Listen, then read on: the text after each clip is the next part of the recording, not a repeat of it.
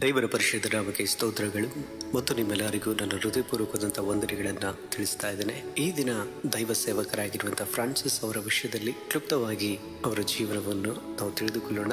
Francis 1181ರಲ್ಲಿ Peter Bernard ಎಂಬ ಶ್ರೀಮಂತ ವ್ಯಾಪಾರಿಗೆ ಇಟಲಿಯ ಅಸೀಸ್ ಎಂಬ ಪಟ್ಟಣದಲ್ಲಿ ಉಮ್ರಿಯಾ ಎನ್ನುವ ಸ್ಥಳದಲ್ಲಿ ಜನಿಸಿದರು. ಆದರೆ ಅವರ ತಂದೆಯು ಬಹಳ ಕಠಿಣಸ್ಥನಾಗಿರುವುದರಿಂದ ಫ್ರಾನ್ಸಿಸ್ ಯೌವನ ವಯಸ್ಸಿಗೆ ಬರುತ್ತಿರುವಂತೆ ತನ್ನ ತಂದೆಯನ್ನು ದ್ವೇಷಿಸಲು ಪ್ರಾರಂಭಿಸಿದರು. 14ನೇ ವಯಸ್ಸಿನಲ್ಲಿ ತಮ್ಮ ತಂದೆಯಿಂದ ವ್ಯಾಪಾರ ವಿಧಾನಗಳನ್ನು ಕಲಿತರು ಮತ್ತು ಹಣವನ್ನ ಸಂಪಾದಿಸಲು ಪ್ರಾರಂಭಿಸಿದರು. ತನ್ನ ಮಗ ಶ್ರೀಮಂತನಾಗಬೇಕು ಎಂದು ಅವರ ತಂದೆಯು ತನ್ನ ಸ್ವಂತ ಉದ್ದೇಶಕ್ಕೆ ಅವರನ್ನು ಬಿಟ್ಟುಬಿಟ್ಟನು. ಫ್ರಾನ್ಸಿಸ್ ತನ್ನ ಯೌವನ ಜೀವನವನ್ನು ಅತಿರಂಜಿತ ಐಷಾರಾಮಿ, ಆಡಂಬರ, ಅಹಂಕಾರ ಮತ್ತು ಆಟಗಳಲ್ಲಿ ಮುಳುಗಿದನು. ಅದಕ್ಕೆ ಕಾರಣ ಕೈ ತುಂಬಾ ಹಣ ಇರುವುದರಿಂದ ಶ್ರೀಮಂತರ ಜೊತೆಯಲ್ಲಿ ಒಡನಾಡುತ್ತಾ ಜೀವನವನ್ನೇ ಹಾಳು ಮಾಡಿಕೊಳ್ಳುತ್ತಿದ್ದನು. ಒಮ್ಮೆ ಅವರು ರೋಮ್ ನಗರಕ್ಕೆ ಪ್ರವಾಸಕ್ಕೆ ಹೋದರು. ಅಲ್ಲಿನ ಕುಷ್ಠ ರೋಗಿಗಳನ್ನು, ಬಡವರನ್ನು ಕಂಡಾಗ ಅವರ ಹೃದಯ ಕರಗಿತು, ಕಳವಳಗೊಂಡನು. ತನ್ನ 20ನೇ ವಯಸ್ಸಿನಲ್ಲಿ ಫ್ರಾನ್ಸಿಸ್ ಭಯಾನಕ ಅನಾರೋಗ್ಯದ ನಂತರ ತುಂಬಾ ದುರ್ಬಲಗೊಂಡನು. ಆ ರೋಗದಲ್ಲಿ ದೇವರ ಸ್ವರವನ್ನು ಕೇಳಿದನು. ನೀನು ಯಜಮಾನನ ಸೇವೆಯನ್ನು ಮಾಡುವುದು ಉತ್ತಮವೇ ಅಥವಾ ಗುಲಾಮನ ಸೇವೆ ಮಾಡುವುದು ಉತ್ತಮವೇ? ನೀನು ಯಜಮಾನನಾದ ನನ್ನನ್ನು ಬಿಟ್ಟು ಲೋಕ ಭೋಗಗಳಿಗೆ ದಾಸನಾಗಿ ಅನುಸರಿಸುತ್ತಿದ್ದೀಯಾ ಎನ್ನುವ ಮಾತನ್ನು ಕೇಳಿ ತನ್ನ ಪಾಪದ ಜೀವನಕ್ಕಾಗಿ ಪಶ್ಚಾತ್ತಾಪ ಪಡುವಂತೆ ಮಾಡಿತು. ಆ ರಾತ್ರಿಯಿಂದ ಫ್ರಾನ್ಸಿಸ್ ನಲ್ಲಿ ಬದಲಾವಣೆಯಾಯಿತು. ಒಬ್ಬನೇ ಹೋಗಿ ಪ್ರಾರ್ಥಿಸಿ ಕ್ರಿಸ್ತನಂತೆ ಬಾಳಬೇಕೆಂದು ಬಯಸಿದನು. ಒಂದು ದಿನ ಸ್ಯಾಂಡಿಮನ್ ಎಂಬ ದೇವಾಲಯಕ್ಕೆ ಹೋಗಿ ಅಲ್ಲಿ ಮೊಣಕಾಲುಗಳ ಮೇಲೆ ಪ್ರಾರ್ಥಿಸಲು ಪ್ರಾರಂಭಿಸಿದನು. ಪ್ರಾರ್ಥಿಸುತ್ತಿರುವಾಗ ಫ್ರಾನ್ಸಿಸ್, ಬಿದ್ದು ಹೋದ ನನ್ನ ಮನೆಯನ್ನು ನೋಡಿದೀಯಾ? ಹೋಗಿ ಅದನ್ನು ಸರಿಪಡಿಸು ಎನ್ನುವ ಮೃದುವಾದ ಧ್ವನಿಯನ್ನು ಕೇಳಿದನು. ಆಶ್ಚರ್ಯಚಕಿತರಾದ ಫ್ರಾನ್ಸಿಸ್ ಸಂತೋಷದಿಂದ ಹೇಳಿದರು, ಕರ್ತನೇ, ಖಂಡಿತವಾಗಿ ಮಾಡುತ್ತೇನೆ ಎಂದರು. ತನ್ನ ತಂದೆಯ ಹಣದಿಂದ ದೇವರ ಆಲಯ ಕಟ್ಟಡಗಳನ್ನು ಸರಿ ಮಾಡಲು ಆರಂಭಿಸಿದರು. ಅವರ ತಂದೆ ನನ್ನ ಹಣವನ್ನು ಬಳಸುತ್ತಿದ್ದಾನೆ ಎಂದು ಫ್ರಾನ್ಸಿಸ್ ಜೊತೆ ಜಗಳವಾಡಿದನು ಮತ್ತು ಅವನನ್ನು ನ್ಯಾಯಾಲಯಕ್ಕೆ ಎಳೆದು ದೇವರ ಸೇವೆ ಮಾಡಬೇಕೆಂದರೆ ತಂದೆಯ ಹಣವನ್ನ ವಾಪಸ್ಸು ಕೊಡಬೇಕು ಎಂದು ಅಂದು ನ್ಯಾಯಾಧೀಶರಾದ ಬಿಷಪ್ ಹೇಳಿದಾಗ ಅದಾಗಲೇ ಅವರನ್ನು ಹುಚ್ಚ ಎಂಬ ಹೆಸರು ಗಳಿಸಿದರು. ಫ್ರಾನ್ಸಿಸ್ ಬಹು ಚಳಿಯಲ್ಲಿಯೂ ಬಟ್ಟೆ, ಒಡವೆ, ತನ್ನಲ್ಲಿದ್ದ ಹಣವನ್ನೆಲ್ಲ ಎಲ್ಲವನ್ನ ಕೊಟ್ಟನು. ಅದಾದ ನಂತರ ಅಲ್ಲಿರುವಂತಹ ಜನರು ಆಶ್ಚರ್ಯಚಕಿತರಾಗಿ ಅವರನ್ನು ನೋಡುತ್ತಾ ಇದ್ದರು. ಅವರು ನೋಡುವಾಗಲೇ ಫ್ರಾನ್ಸಿಸ್ ಹೇಳ್ತಾ ಇದ್ದಾರೆ, ಇನ್ನು ನಾನು ದೇವರ ಸೇವೆಯನ್ನು ಸ್ವತಂತ್ರವಾಗಿ ಮಾಡುತ್ತೇನೆ. ನನ್ನ ಅಗತ್ಯತೆಗಳಿಗಾಗಿ ನಾನು ಪರಲೋಕದಲ್ಲಿರುವ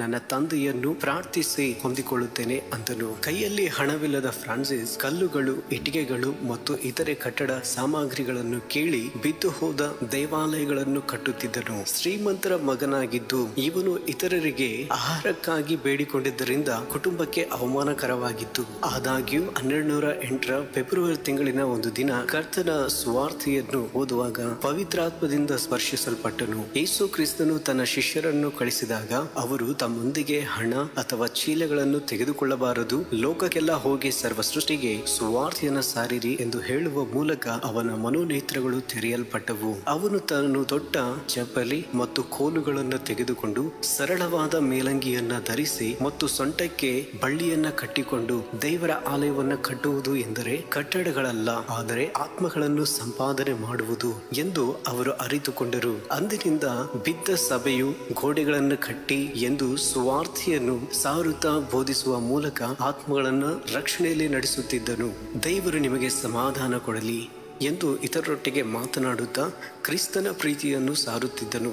ಅಲ್ಲಿವರೆಗೂ ಹುಚ್ಚ ಎಂದುಕೊಂಡಿರುವ ಜನರು ಇವರನ್ನು ಮಹಾನ್ ವ್ಯಕ್ತಿ, ಘನವಂತನೆಂದು ಆತನ ಮಾತುಗಳನ್ನು ಕೇಳಲು ಪ್ರಾರಂಭಿಸಿದರು.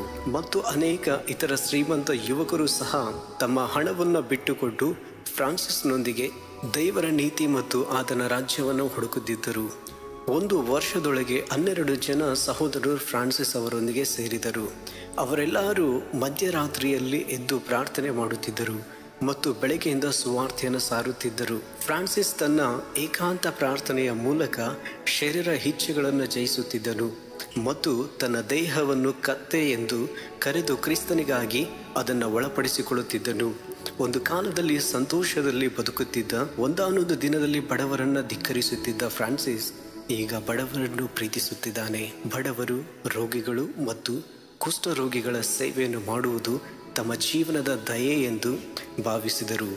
ಸೇವೆಗಾಗಿ, ಅವಶ್ಯಕತೆಗಳಿಗಾಗಿ ದೇವರನ್ನು ನೋಡುತ್ತಾ ಅವರು ಬೋಧನೆಯು ತುಂಬಾ ಸೂಕ್ಷ್ಮವಾಗಿತ್ತು ಮತ್ತು ಮನಸ್ಸಾಕ್ಷಿಯು ಕದಲಿಸಲ್ಪಡುತ್ತಿತ್ತು.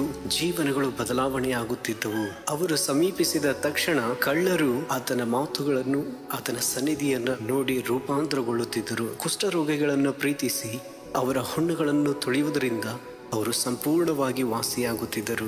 ದೇವರು ಮಾಡಿದ ಸೃಷ್ಟಿಯಾಗಿರುವಂತಹ ಪ್ರಾಣಿ ಪಕ್ಷಿಗಳನ್ನು ತುಂಬಾ ಪ್ರೀತಿಸುತ್ತಿದ್ದನು. ಅವುಗಳಿಗೂ ಸುವಾರ್ತೆಯನ್ನ ಸಾರಿ ಕರ್ತನನ್ನು ಸ್ತುತಿಸಿರಿ ಎಂದು ಹೇಳಿದಾಗ ಪಕ್ಷಿಗಳು ಕೂಗುತ್ತಾ ಕರ್ತನನ್ನು ಸ್ತುತಿಸುತ್ತಿದ್ದವು. ಈತನು ಇಟಲಿಯ ಸರಿಹದ್ದುಗಳನ್ನ ಮೀರಿ ಅನೇಕ ಬಾರಿ ಸುವಾರ್ತೆಯನ್ನ ಬೋಧಿಸುತ್ತಿದ್ದರು. 1214ರಲ್ಲಿ ಮೊರೊಕೊ ಎನ್ನುವ ಪ್ರಾಂತಕ್ಕೆ ಹೋಗಿ ಅಲ್ಲಿರುವ ಜನರನ್ನು ರಕ್ಷಿಸಬೇಕೆಂದು, ಅವಶ್ಯವಾದರೆ ಆ ಪ್ರಾಂತದಲ್ಲಿ ರಕ್ತಕ್ಕೆ ಸಾಯುವುದಕ್ಕೂ ಸಿದ್ಧನಾಗಿ ಪ್ರಯಾಣಿಸಿದರು. ಆದರೆ ಅನಾರೋಗ್ಯದ ಕಾರಣ ಅವರು ಹಿಂತಿರುಗಬೇಕಾಯಿತು. 1219ರಲ್ಲಿ ಅವರು ಪ್ಯಾಲೆಸ್ತೀನಿಗೆ ಹೋದರು ಮತ್ತು ಅಲ್ಲಿನ ಮುಸ್ಲಿಮರಿಗೆ ಸುವಾರ್ತೆಯನ್ನು ಬೋಧಿಸಿದರು. ಆದಾಗ್ಯೂ ಅವರ ಆರೋಗ್ಯವು ಮತ್ತಷ್ಟು ಕ್ಷೀಣಿಸಿತು. ಅವರ ದೃಷ್ಟಿ ಕಡಿಮೆಯಾಗಿ ಮೊಬ್ಬಾದ ಕಾರಣ ಅವರು ಅಸಿಸಿಗೆ ಮರಳಿದರು. ಸೆಪ್ಟೆಂಬರ್ 1224ರಲ್ಲಿ ಅವನ ಕಾಲ್ಗಳು ಮತ್ತು ತೋಳುಗಳು ಗಾಯಗಳಿಂದ ಅವರು ನಡೆಯಲು ಸಾಧ್ಯವಾಗಲಿಲ್ಲ ಮತ್ತು ಕತ್ತೆಯ ಮೇಲೆ ಮಾತ್ರ ಪ್ರಯಾಣಿಸಲು ಪ್ರಾರಂಭಿಸಿದರು. ಅವರು ತಮ್ಮ ಕೊನೆಯ ದಿನಗಳನ್ನು ಚಿಕ್ಕ ಗುಡಿಸಿನಲ್ಲಿ ಕಳೆದರು. ಅವನ ಮರಣದ ಸಮಯದಲ್ಲಿ ಪ್ರೀತಿ ಎನ್ನುವ ಆಯುಧವುಳ್ಳವನೇ ಈ ಸೇವೆಯನ್ನು ಮುಂದುವರಿಸಲಿ ಎಂದು ಹೇಳಿ ಅಕ್ಟೋಬರ್ 13, 1226ರಂದು ರಾತ್ರಿ ತನ್ನ 45ನೇ ವಯಸ್ಸಿನಲ್ಲಿ ಕರ್ತನ ಬಳಿಯಲ್ಲಿ ಹೋದರು. ತನಗಿರುವಂತಹ ಆಸ್ತಿಯನ್ನಾಗಲಿ, ಹಣವನ್ನಾಗಲಿ, ಸಂಪತ್ತನ್ನಾಗಲಿ ಅದರಲ್ಲಿ ಸಂತೋಷ ಪಡದೆ ಕರ್ತನಿಗಾಗಿ ಎಲ್ಲವನ್ನ ತ್ಯಜಿಸಿ ಕರ್ತನಿಗಾಗಿ ಶ್ರಮೆ ಪಡುವುದನ್ನ, ಕಷ್ಟಪಡುವುದನ್ನ ಇಷ್ಟಪಟ್ಟು ರೋಗಿಗಳಿಗೂ ಮತ್ತು ಇತರೆ ಜನರಿಗೆ ಸುವಾರ್ತೆಯನ್ನ ಸಾರಿ ಅವರೊಟ್ಟಿಗೆ ಪ್ರೀತಿಯಿಂದ ಕರ್ತನ ಪ್ರೀತಿಯನ್ನ ಸಾರಿ ತಿಳಿಸುತ್ತಾ ಅನೇಕರನ್ನ ರಕ್ಷಣೆಯಲ್ಲಿ ನಡೆಸಿದರು ಈ ಫ್ರಾನ್ಸಿಸ್ ಎಂಬ ಸೇವಕರು. ಇವತ್ತು ನಾವು ಕೂಡ ನಮ್ಮ ಜೀವನದಲ್ಲಿ ಕರ್ತನಿಗಾಗಿ ಯಾವ ರೀತಿಯಾಗಿ ನಾವು ತ್ಯಾಗವನ್ನ ಮಾಡುತ್ತಾ ಇದ್ದೇವೆ ಎನ್ನುವುದನ್ನ ಒಂದು ಸಾರಿ ತಿಳಿದುಕೊಳ್ಳೋಣ. ಕರ್ತನಿಗಾಗಿ ಏನಾದರೂ ಬಿಟ್ಟು ಕೊಡುವುದಕ್ಕೆ ಹಿಂತಿರುಗುತ್ತಾ ಇದ್ದೀವಾ ಅಥವಾ ಕರ್ತನಿಗಾಗಿ ಬಿಟ್ಟು ಕೊಡುವುದಕ್ಕೆ ಸಿದ್ಧವಾಗಿದ್ದೇವಾ? ಇವತ್ತು ದೇವರಿಂದ ದೂರ ಮಾಡುವಂಥದ್ದು ಯಾವುದೇ ಆದರೂ ಕೂಡ ಅದನ್ನ ತ್ಯಜಿಸಿ ಕರ್ತನ ಬಳಿಯಲ್ಲಿ ನಾವು ಓಡಿ ಬರೋಣ. ದೇವರ ಸಮೀಪಕ್ಕೆ ಬನ್ನಿರಿ, ಆಗ ಆತನು ನಿಮ್ಮ ಸಮೀಪಕ್ಕೆ ಬರುವನು ಎಂದು ಹೇಳಿದಂತೆ ಇವತ್ತಿಗೂ ದೂರವಾಗಿರುವುದಾದರೆ ಇವತ್ತು ಕರ್ತನು ನಿನ್ನನ್ನು ಕರೆಯುತ್ತಾ ಇದ್ದಾನೆ. ಬಾ ಎಂದು ಪಾಪವನ್ನ ಬಿಟ್ಟು ಕರ್ತನ ಸಮ್ಮುಖಕ್ಕೆ, ಆತನ ಬಳಿಗೆ ಬನ್ನಿ. ದೇವರ ಆಶೀರ್ವಾದಗಳನ್ನು ನಿಮ್ಮ ಜೀವನದಲ್ಲಿ ಕಂಡುಕೊಳ್ಳಿರಿ. ದೈವ ನಿಮ್ಮನ್ನು ಆಶೀರ್ವದಿಸಲಿ. ಆಮೆನ್.